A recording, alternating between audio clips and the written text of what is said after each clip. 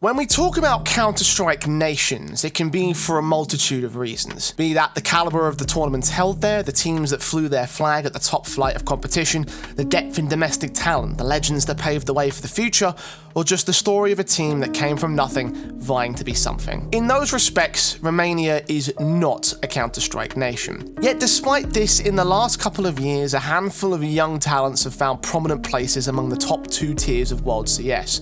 And with this summer's silly season of roster shifts, several of these players will be in the forefront of the new generation of competitors. Na'Vi's signing of Imma, who proved himself at the recent Paris Major, was just the first. Literally minutes after their roster overhaul was announced, another squad also hit the reset button and looked to the rising Romanian stars to try and swing for the fences once again. OG have been on the ropes for years. Having entered CSGO in 2019 and consistently falling below par in the 3.5 years since, 2023 presented another awkward season, eventually causing the complete roster collapse and subsequent rebuild. Retaining only 2 of their original players, Fiku and Nexa were to become the cornerstones of this new OG, as new bonds would be formed and temporary alliances solidified. The latter is what I want to talk about today. In the weeks leading up to the player break, one man stood in for OG when nobody else would, and delivered beyond expectations to join the team officially by summer's end. And his name is Regali.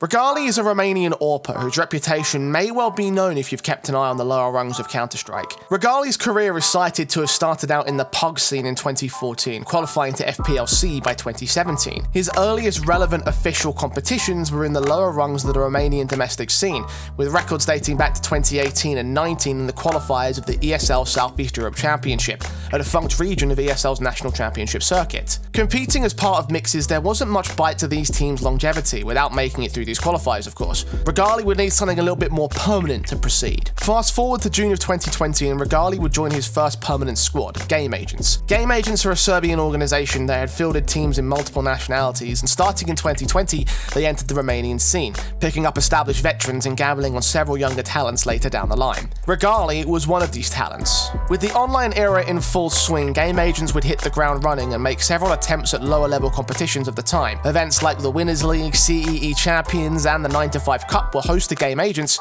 but not to their success. Their highest tier of competition, the aforementioned 9-5, was a second last place group stage exit, and generally other competitions saw most of the other teams on the come up beating them on a frequent basis. At this time, several other squads were occupying the spotlight of Tier 2, particularly the dominant Gambit youngsters, and as such there was very little reason to pay attention to Game Agents, and they generally stayed in the shadows. However, on the few occasions where they made it to the HLTV match listings, one thing became clear: that Regali was destined for bigger things. The stats don't lie. Regali topped the board of his maps and series on a shockingly consistent basis, and the ultimate shame is that Game Agents weren't poised to do much with it. Regali stuck around going into 2021 as they attempted several qualifier events and competed at an ESCA main level, but their only wins were in the local scene and Tier 3 qualifiers, with almost no participation in the Tier 2 cups that dominated the scene at the time. The one exception, Season 3 of the European Development Championship, was a qualification into an immediate last place. The last tournaments that Regali would play with Game Agents were the Romanian Esports League,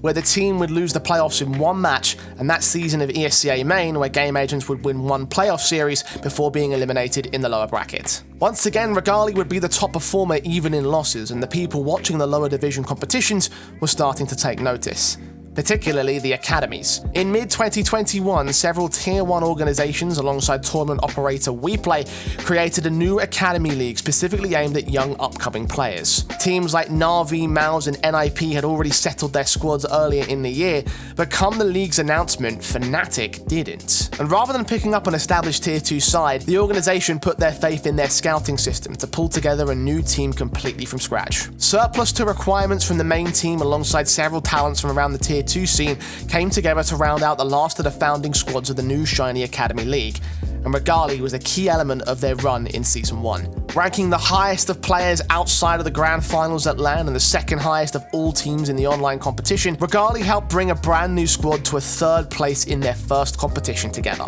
Being attached to an org like Fnatic has its benefits. First of all, it's Fnatic. This is the name that won the first ever CSGO major in 2013 and followed it up with 2 more in the years that followed. Their Swedish roster had established a period of dominance from 2014 to the start of 2016. The second benefit is that those days were far behind Fnatic. Since the start of the online era, the main squad struggled to tread water, let alone find much success, and over 2021 they tested several squad identities, from full Swedish to part Swedish to fully international to UK core for a small stint, and then an intriguing academy call-up. Thanks to his performances in the academy squad, Regali had a couple of small opportunities to be part of the main Fnatic team. First and foremost, in a small period of time where Fnatic had yet to complete the trial deal of a new AWPer, but had committed to play the Elisa Invitational at the tail end of the year. With Giacchino on the bench, never to return, Fnatic turned to their rising star AWPer to fill numbers and try prove himself in an environment of the highest pressure in his career so far. Fnatic were direct quarter-final invitees in the playoffs, with major attendees Copenhagen Flames standing in opposition. In a single elimination bracket, there would be no room for error, and all players would need to play in top form. That didn't happen for Fnatic, and Regali's performance would stick out, leading to the belief that he wasn't quite ready yet. Fnatic would leave the match down 0-2 and out of the Elisa Invitational to disappointing fashion. This one-off stand-in didn't hold much water in Regali's career, and his spot was to be filled by UK AWPer Smooya the day after that match. However, this particular move was a trialist deal, and despite a string of successes at the tail end of the year, the AWP role would open up again in February, with Fnatic keen to promote Regali and Pepsor in time for the Antwerp RMR qualifiers. With Fnatic getting no qualms in the qualifier process, they would have to face the open bracket, a grind that they just weren't ready for. Desperation in the first 3 open qualifiers saw relatively early eliminations from Fnatic, and they wouldn't qualify for the RMR until the 4th and final bracket, by which point faith in the new roster had been tarnished. At the 11th hour, Bulgarian AWPer Poison replaced Regali just in time for the final challenge, and Fnatic would qualify for the RMR with this new lineup. The main team would go on to place 12th to 14th in the RMR, leaving them out of the major for the 3rd time running, whilst Regali was sent back to Fnatic Rising, squandering yet another chance to be in a Tier 1 team. His infallible position as the Academy team's best player also came under fire upon his return. He still posted just as great ratings before, but was no longer seen as a long-term asset to the organisation, and with results never reaching the highs of that first Academy League season, Fnatic would seek to cut him loose. Regali's final send-off with Fnatic Rising would be in the Academy League Season 4, where they would hit top 4 before parting ways during the player break. The details of Regali's contract saw him hang on until the start of August, leaving 2 weeks to find a new home before the start of the new season. Typically, this would be the perfect chance for Regali to stress his versatility, now having played in 2 fully international rosters for the last year. Curiously enough, however, it was a national Rising squad that would want him, and not a Romanian one. It was a Danish org that came knocking, and in one of the most last-minute transfers of the off-season, Regali joined as the permanent AWP for the all-new Copenhagen Flames. Copenhagen Flames had risen to heights previously thought impossible with their former roster, having played in the last 2 majors with a noteworthy top 8 at PGL Antwerp. Their former players had moved to greener pastures, transitioning their previous successes into a multitude of Tier 1 squads, and Copenhagen Flames would be in rebuild mode over the summer, recruiting veteran elements bird from Sky and Rawls to guide a new, younger core to their highest potential. As for why Regali was in the mix, at the time, the Danish scene faced a shortage of capable AWPers, according to Masonic Rifle at Kragen, so there was no clean fit for the final piece of the puzzle. Ludicrously coincidentally, Regali speaks fully Danish, making him the perfect fit for the otherwise Danish roster, and it was in this environment that things positively skyrocketed. Copenhagen Flames didn't hit the ground running, with their first events being IE and Rio RMR qualifiers without achieving a spot in the RMR itself. However, the grind of the online circuit gave the Flames the protocols necessary to hit positive form, and among both the successes and the failures, the Regali that grabbed everyone's attention originally returned with a vengeance, posting the kind of star ratings that led to 4 back-to-back tournament wins by the end of the year. Going into 2023, Regali's individual form wouldn't drop off, consistently being the best element of the team in all competitions. But unlike the previous year, the final results wouldn't be there for the Flames. Their 4-title streak couldn't be replicated, as they maxed out in the semi-finals of most of their competitions, with only the Elisa Invitational Winter being a top 2, missing out on the win against the similarly white-hot Gamer Legion. It was shortly after this defeat that, surprisingly, Copenhagen Flames would opt to move Regali to the bench. The org strategy was, and always had been, to develop players and send them to the Tier 1 space. The previous team is pure proof of that. So whilst the thinking was clear here, it meant that Regali wouldn't see any further action under the Flames banner, possibly harming his confidence and adding ring rust to an otherwise star player. What's worse is that the results of Copenhagen Flames wouldn't improve with the new addition of Farlig, and before any transfer could be brokered, Copenhagen Flames would file for bankruptcy, announcing their end on April 28th. The ex-Flames roster would continue under their latest starting five without Regali, but ultimately would not recapture the magic and go their separate ways by season's end. This was far beyond Regali's concern, however. His recent team may have left him off server for an extended period of time, but the body of work built up left a viable jumping off point for his future. His time in Copenhagen Flames posted more green than a Windows XP desktop, and a move to Tier 1 was back on the table. It would transpire that Regali would find himself in contact with OG,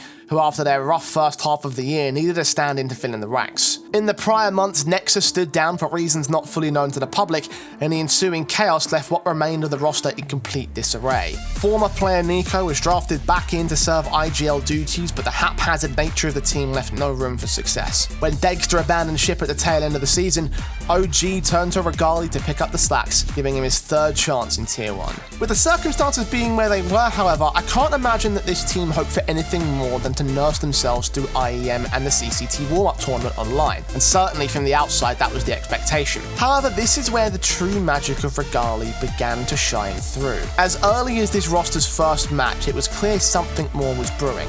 Yes, it was online. Yes, it was against AGO, who aren't a very stellar team, but when you see a rating chart that looks like this, you know something good happened, and perhaps the answer to OG's doubtful future lay in him, if they could make it through IEM Dallas. OG's group run got within one match of the playoff stage, defeating Furia and 9Z along the way and losing to G2 in the upper bracket. Meeting Mouse in the lower bracket finals would be tough, as both sides had something to prove following the disappointing major cycles for both teams, and Mouse would topple OG in a 2-0 affair. Whilst you can forgive them for their mitigating circumstances, OG's Dallas run was not out of the ordinary, and looking exclusively at the placing, there were no surprises. Looking at the details though, who do you think shone through? The key part of determining a Tier 2 player's true potential is how well they do at a high-stakes LAN, and for Regali, Dallas demonstrated that LAN conversion, going positive over G2 and Mouse during the group stage and outranking even Flames in the team's tournament rating. A very convenient point considering who would remain during the player break. OG were hit the hardest in the summer, with the first of the transfer reports stating that Flames was on the way out, and that departure set the wheels in motion for OG to rebuild. Neofrag and Dexter found themselves transfer listed, whilst Nico's stand-in tenure came to an end. Fiku would remain as Nexa returned from his leave, forming the foundations to build on top, with big and Fnatic departures Keto and Fasha being added by the end of June. Considering his standout performance at the last two tournaments and the impact he had for OG's Dallas placing, Regali's place would obviously be officiated, becoming the headline act of the signings that formed the new OG.